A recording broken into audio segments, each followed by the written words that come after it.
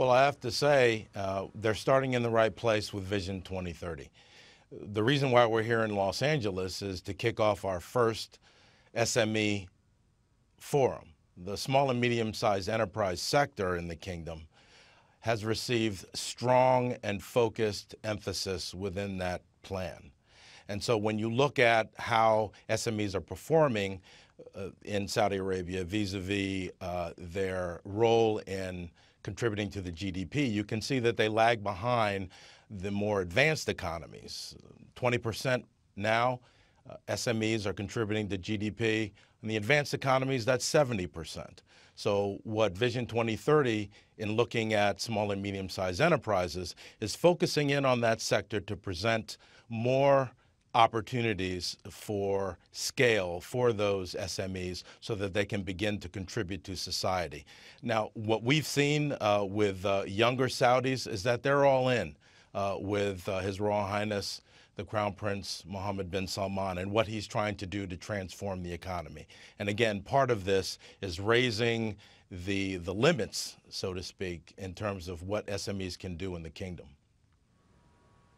And of course, as you say, the young people are all in when it comes to getting involved there and wanting to start businesses. I've spoken to many of them myself on the ground there, from Riyadh to Jeddah. The question, of course, though, is whether or not this recession that's taking place in the Gulf Arab countries, in the UAE, for example, in Saudi Arabia, whether or not that's going to have an impact, because the private sector in both of these countries are quite hesitant now to make these big investments just because they're worried about where the leadership is headed.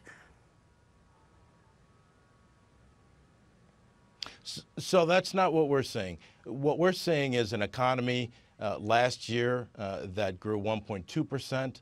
If you listen to Saudi authorities, they fully expect the kingdom's economy to perform upwards towards 2%, 1.9 to 2%, as the IMF has predicted. But what we're seeing is a country that has come out of recession in 2017 very strongly. We see opportunities valued at $1.4 trillion in the next 10 years. And this includes such stellar projects as Neom, the city, the $500 billion city to be built in northern Saudi Arabia, which was focused by our SME forum and the highlight speaker by Mr. Nadim Nasser, the CEO of Neom, who's taken the reins to make that happen, and other technology companies that have bought into major projects in Saudi Arabia. So we're seeing growth on an upward trajectory over the next 3 to 4 years.